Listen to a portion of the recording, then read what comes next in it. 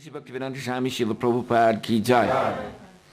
Sri Maitreya said, Swayambhuva Manu begot 3 daughters in his wife, Shatarupa, and their names were Akuti, Devahuti, and Prasuti. Purport by His Divine Grace, Sisi Bhaktivedanta Swami Srila Prabhupada ki jai. First of all, let us offer our respectful obeisances unto our spiritual master, Om Vishnupad Shri Srimad Bhakti Siddhanta Saraswati Goswami Prabhupada, by whose order I am engaged in this Herculean task of writing commentary on the Srimad Bhagavatam as the Bhaktivedanta purports. By his grace, we have finished 3 cantos already, and we are trying to begin the 4th canto. By his divine grace, let us offer our respectful obeisances unto Lord Chaitanya, who began this Krishna consciousness movement of Bhagavad Dharma 500 years ago. And through his grace, let us offer our obeisances to the 6 Goswamis, and then let us offer our obeisances to Radha and Krishna, the spiritual couple who enjoy eternally in Vrindavan with their cowherd boys and damsels in Brajabhumi. Let us also offer our respectful obeisances unto all the devotees and eternal servitors of the Supreme Lord.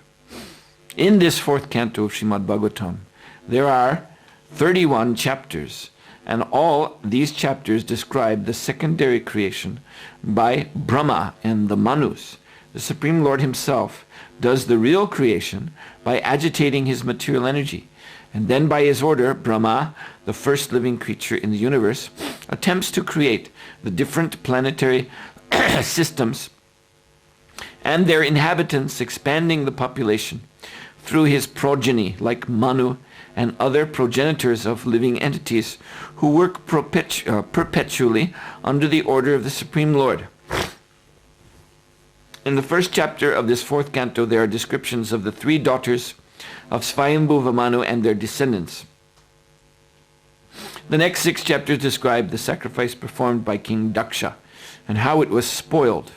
Thereafter, the activities of Maharaj Dhruva are described in 5 chapters. Then, in 11 chapters, the activities of King Prithu are described, and the next 8 chapters are devoted to the activities of the Prachita kings. As described in the first verse of this chapter, Swayambhuva Manu had 3 daughters named Akuti, Devahuti, and Prasuti. Of these 3 daughters, one daughter, Devahuti, has already been described along with her husband Kardama Muni and her son Kapila Muni. In this chapter, the descendants of the first daughter, Akuti, will specifically be described. Swayambhuva Manu was the son of Brahma. Brahma had many other sons, but Manu's name is specifically mentioned first because he was a great devotee of the Lord. In this verse, there is also the word cha, indicating that besides the 3 daughters mentioned, Swayambhuva Manu had also 2 sons. Maitreya uvacha manostu shatrupayam tishra konyas chajugyare akutir devahutis cha prasutir iti Vishruttaha. Please repeat after me. Sri Maitreya said, Swayambhuva Manu begot 3 daughters in his wife Shatarupa, and their names were Akuti, Devahuti, and Prasuti. Mukam karoti bhachalam bhagam langayate girim yat kripidram mande Sri Gurundina tarinam Paramananda Madhavam. So, this being the Tirobhava Mahotsav of Srila Prabhupada, his disappearance day, it is fitting to say some words about His Divine Grace, the Samstapaka Acharya of this International Society for Krishna Consciousness. But I think that Srila Prabhupada himself, in this very purport, has made really the essential lesson that we should remember on this day. He offers his obeisances. He begins his purport by offering his obeisances to his own spiritual master. And he says, by his order, I am engaged in this Herculean task of writing commentary on the Srimad Bhagavatam as the Bhaktivedanta purports. So this is, of course, a monumental statement. It's a simple sentence in simple language, but the meaning is as great as the Meru mountain in weight and size and in auspiciousness and in splendor. So Srila Prabhupada is showing us here that he is completely dependent upon the order of his spiritual master, and by that order he is able to perform what he calls here a Herculean task. Actually, in Greek mythology there is this figure Hercules, and even some it's interesting also, I've seen a few books where there is some scholarly speculation that this figure of Hercules is somehow related to the avatars of Lord Vishnu. And this is, of course, speculation. I'm not saying anything really by that, but just showing that some scholars, they make these sort of connections between the different so-called mythologies of different parts of the world. And so anyway, this Hercules was a powerful personality. He was, as we often see in Bhagavatam also, he was a son that came from the combination of a demigod and a human being. So this means he had a great power, and he performed famously 12 labors. They speak of the 12 labors of Hercules, some very wonderful deeds, and some of these deeds, they resemble some of the things that Krishna did. That's why they make this connection. Anyway, so this is the significance of this term Herculean. So Srila Prabhupada is saying that he is preparing this commentary of Srimad Bhagavatam at a time, he doesn't say that here in this verse, but we're taking this word Herculean.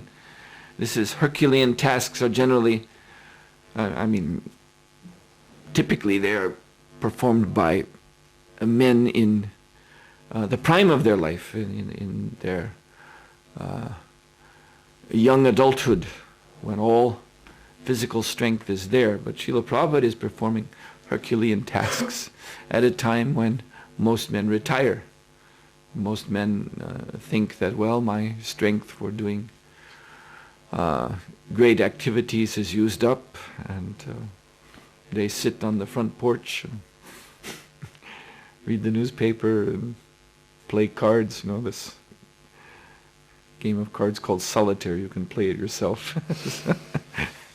They do things like that, and because they feel that their strength is exhausted. So this is also wonderful that Srila Prabhupada, by stating here that he is fully dependent upon his spiritual master, and then he goes right into speaking about this great work that he's doing under the order of his spiritual master. Then we see the wonderful transcendental quality of this connection in the Guru Parampara. And we can see, yes, I said wonderful transcendental quality. So the sense of the word transcendental comes out very brilliantly here.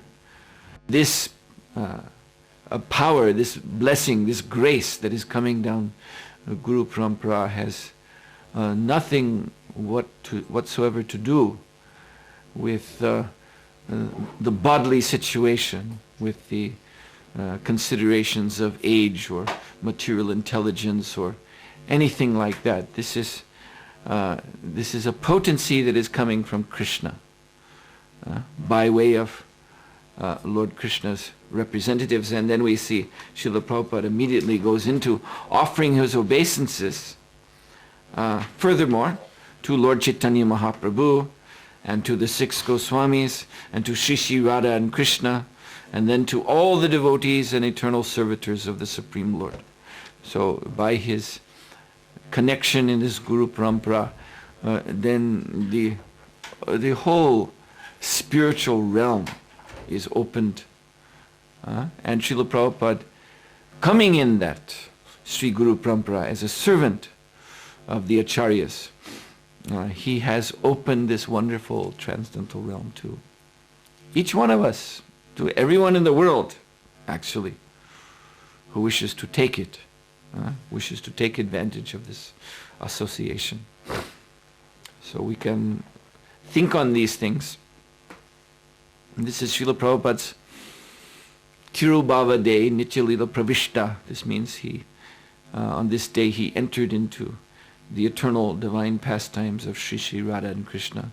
Yet at the same time, Srila Prabhupada is with us now, ever so much as he ever was, even more in a sense, because he is manifesting in his books and in all the authorized activities of the Krishna consciousness movement. His enthusiasm continues to expand through the world, enthusiasm for preaching, enthusiasm for chanting, serving Krishna. All of this is his grace. This significance of this term, Shamastaka Acharya, founder Acharya, in the Vaishnava Sampradayas, this conception of founder Acharya is very, very special, unique. Not simply just another guru in the line, but as they say about Ramanujacharya, in the Sri Sampradaya, he is the Udharika. That means whoever is being delivered in this Sampradaya, whoever is being connected to the Sampradaya and by the grace of that association, being uplifted, being brought back home, back to Godhead. Udhara means to uplift. Just like in one of Narottam Das Thakur's song,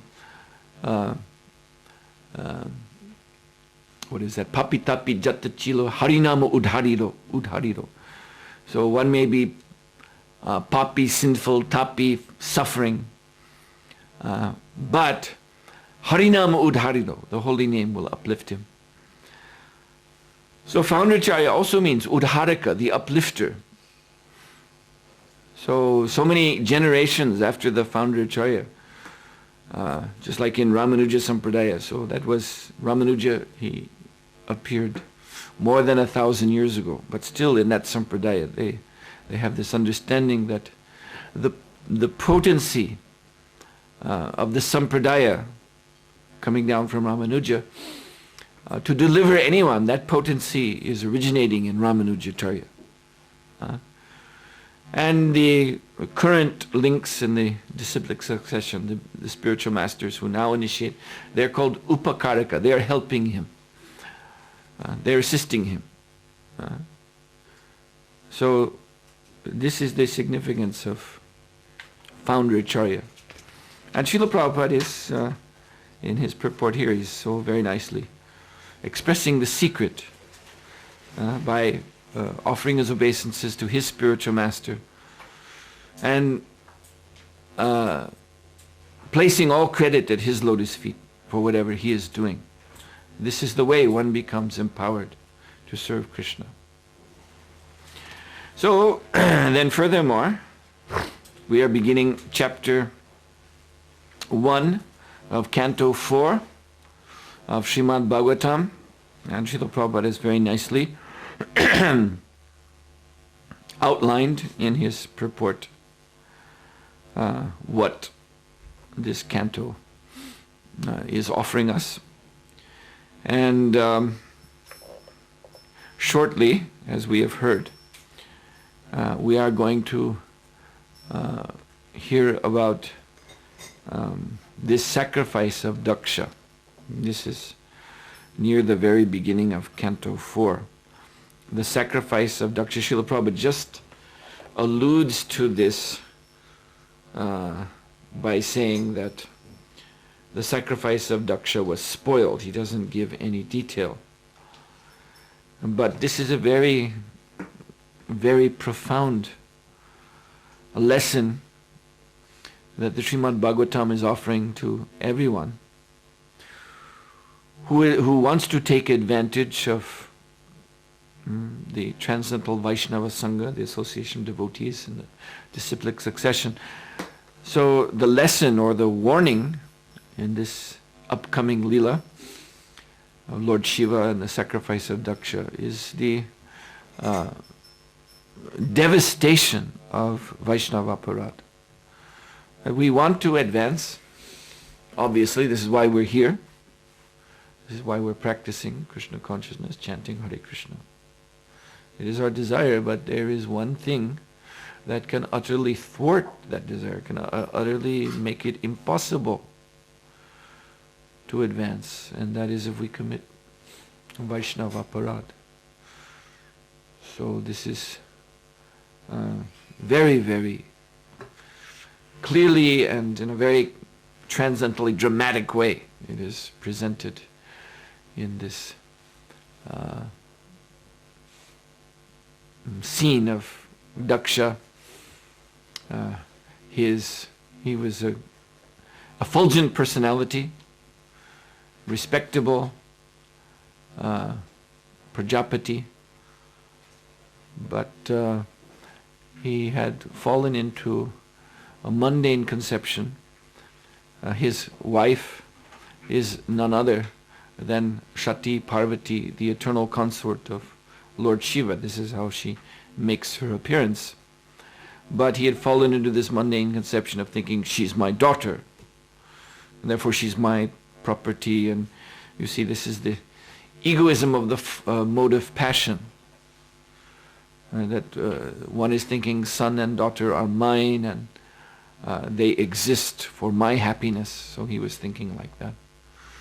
And he was not satisfied with her husband, his so-called son-in-law, Lord Shiva. So he was thinking in all these kind of mundane terms. And that led him to blaspheme Lord Shiva. And now he has a role in the universe, or he had a role in the universe, as we've heard here about these great personalities like Manu and so on, and they're all acting under the order of the Lord. So this was Prajapati Daksha's function also. So he was going to perform a great sacrifice, and all of this is for the satisfaction of the Lord, but the whole thing was spoiled because he had made this aparad.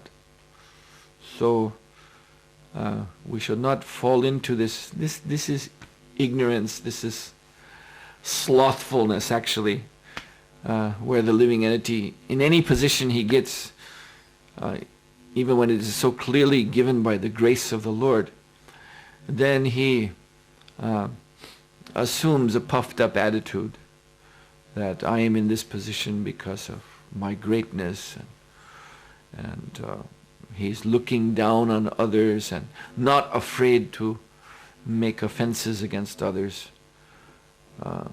So this is most destructive.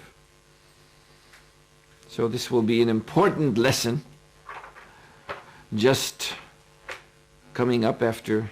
You're going to have this chapter we've just started, which is all about the descendants of the daughters of Manu. So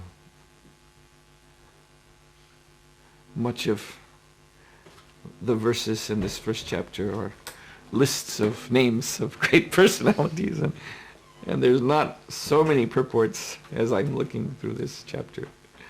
What can be said about so many lists of names? But chapter 2, the next one, this is the one we're alluding to, is entitled Daksha Curses Lord Shiva. So this is really the next upcoming real important lesson, vital for all of our spiritual lives, that we'll get in this 4th canto of Srimad Bhagavatam. So, I'll stop here. Yes? Well, so I'm not always quite sure about the position of Manu. In some places it says he's the king or he's the father of mankind. He is the leader of the universe. I mean, then I sometimes ask some devotees, so where does he actually live? And and I never got it very clear, although it's one of the 10 subject matters of Bhagavatam. The position of Manu for me is, there's some unclarities.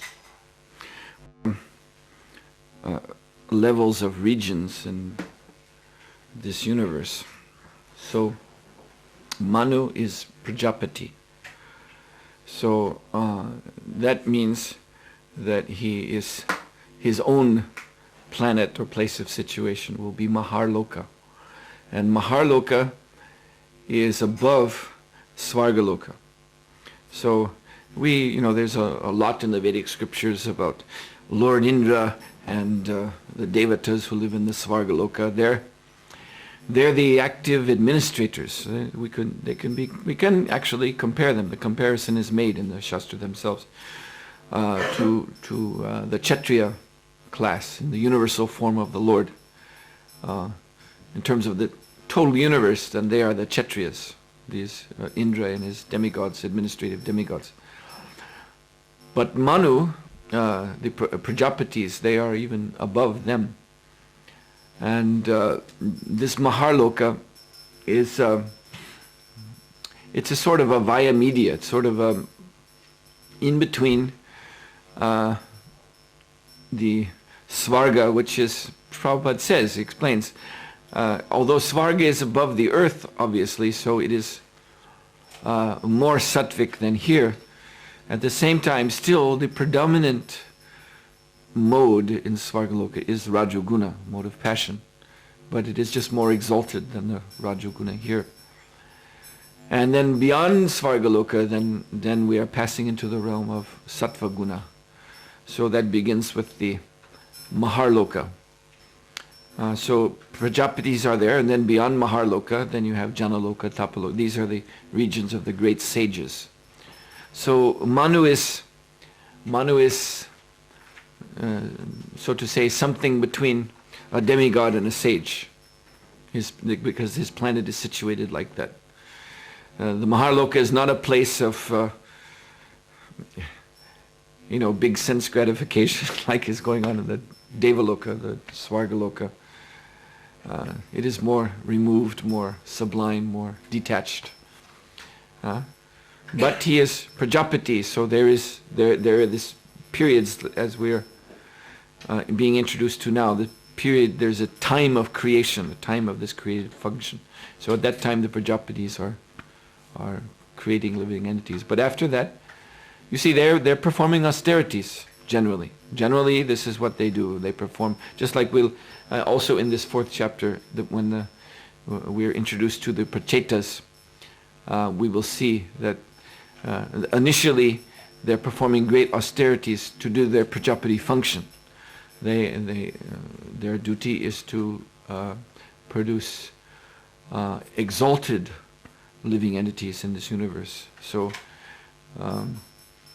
therefore, they're performing great austerities so that their children will be very, very sublime, refined types of persons. So basically, that's what the Prajapatis are doing. They're basically engaged in austerities, and then at the time that is prescribed for creation, then they produce children. And so Manu, being the son of Brahma, then he is handing down the laws, the Vedic laws for human society. Therefore the Manu Samhita, the law book of mankind. So this is, the Manu Samhita is a very interesting text. It describes it. It's very, also, it has aspects that are like a Purana. It's describing the creation very nicely. And then it evolves to the point of presenting the duties, the lawful duties for human beings, by which they can live in this world and remain sinless. So this is Manu. So he is as a Prajapati. Then he's a representative of Lord Brahma. Lord Brahma is the original creator of living entities, as we heard, and giving the complete Vedas. And Manu is specifically, he's the progenitor of mankind and giving mankind their, the specific laws of the Vedas for their life. So. Thank you. I have one more question. Yeah. Related to this. So Manu, he creates the mankind, yeah. And then how is it distributed? By, when he lives in Mahaloka, he gets children and they distribute it over all the different planets. Yeah, well, yes, well, this is another thing to understand, that in the beginning of the universe, and also in each day of Brahma, in the early part of each day of Brahma, then the creation, because there is a creation with every new day of Brahma, so the creation is very fresh and pure, and at this time there is because the human beings themselves are so exalted. When they're newly created, they themselves are very exalted. They're practically like demigods, not like now, you see, but practically like demigods. And so there is, because of their exalted nature, there is a free passage between earth and Svarga and Maharloka. It depends on the qualifications of the person. But just like we see even in Mahabharata, how King Yudhisthira and the Pandavas, at the end of their life, they were going upward through the Himalayas and reaching higher and higher regions. Srila Prabhupada said, he mentioned that in the Kali Yuga, this passageway is closed because the earth in Kali Yuga is like a ghetto. It's and even in modern society, the way they arrange things, people in the ghetto, they're not allowed to leave. They can't move out. They have all these clever laws and ways of doing things with economics, so that a person who's living in the ghetto, is very difficult for them to leave. You see, they can't just go anywhere, move in next door. So Earth is like that now. But in these times that were being described, it was open passage. So Swayambhuva Manu was coming to Earth. Exalted persons from Earth could go to Maharloka to visit him, hear from him. So it was much more free traffic. Thank you, it's very clear now. Hare Krishna. Anything else? Yes? Maharaj, how much importance and how essential is to take formal initiation to get connected to the Guru Parampara? Well, formal initiation means the confirmation of the relationship between spiritual master and disciple. So, a confirmation is, it's a formality in one sense, but it is a culture. So, we should follow the culture of Krishna consciousness. That's why it's there. And like here I give an example. In the very early days, among Srila Prabhupada's first disciples were the two Sharf brothers, Brahmananda and Gargamuni. And in the very beginning, this was already established that when Prabhupada would come to give class, then everyone would bow down. But Gargamuni didn't used to bow down. And Prabhupada never, he at those times, he wouldn't say anything about these things. He'd just accept whatever service these early devotees were willing to offer. But they, devotees talk among themselves, so they would sometimes ask Gargamuni, why you don't bow down? And he would always say, I don't feel like it. I just don't feel in my heart that I should bow down. And, they would argue with him, and he would say it's just a formality, why do we have to do these things? Well, I will bow down, he said, when I actually feel like it. But why do we have to always just follow formalities? This was his argument. So finally, he, because of discussions, and he himself was thinking about it, so he asked Srila Prabhupada about this. And he explained to Prabhupada, everyone else bows down when you come to give class. But I do not bow down because I don't feel in my heart that I should. So is that all right? And Srila Prabhupada replied, Srila Prabhupada said, no, you should bow down now. And by doing that, then in your heart you will want to do it. See? So this is actually the way Vedic culture goes. It's like also with marriages, they have a young boy, young girl, and the real Vedic marriage is even before the onset of puberty. The relationship is already established. So the idea is that even before there is really an attraction between the young boy and young girl, because they're too young, but it is arranged. This is your husband, this is your wife. And then when puberty comes and that interest in the opposite sex starts to manifest, then they know, this is my wife, not any other girl. This is my wife and this is my husband. So then it naturally flows between the two, and then in this way their relationship is kept very stable and pure, and it will not break as modern marriages do. So my point is that we should not just lightly dismiss the formalities of, yes, even Prabhupada would say formality, like initiation. He himself said it's a formality, but it is not to be just lightly dismissed. Oh, just an external thing, who cares? And this is what the sahajas do. They think following anything external, rules and regulations, is not important. But obviously, there must be a measure, there must be a standard of spiritual life. If someone is not following any regulative principles, doing any kind of thing, this is actually indicating the state of his heart too.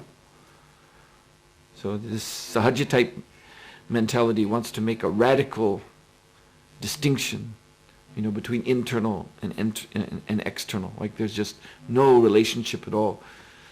And sometimes I remember some years ago talking with one of my godbrothers, Svavas Prabhu, and he was telling of a situation. He had been getting, this was years ago, I don't know what now, but in Los Angeles, he's the temple president in Los Angeles, and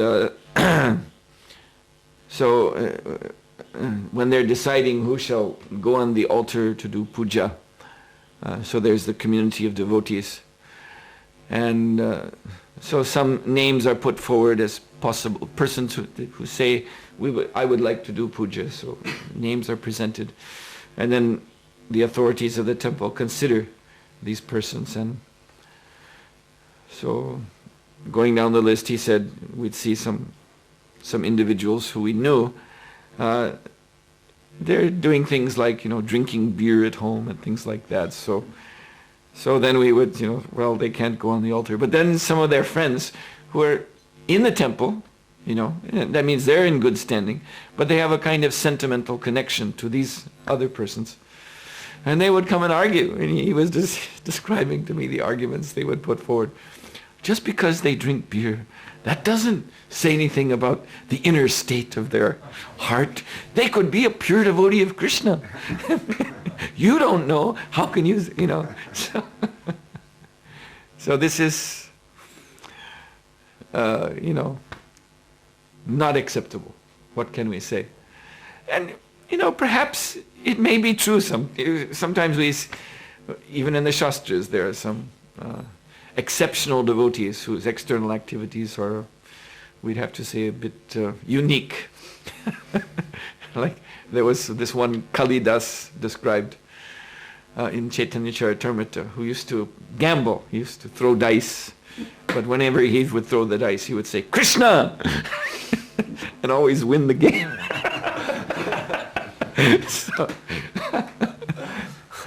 So there are such devotees like this, but their activities are not acharya type activities. In other words, they're acting on their own unique love of Krishna, but they're not concerned with setting an example for others to follow.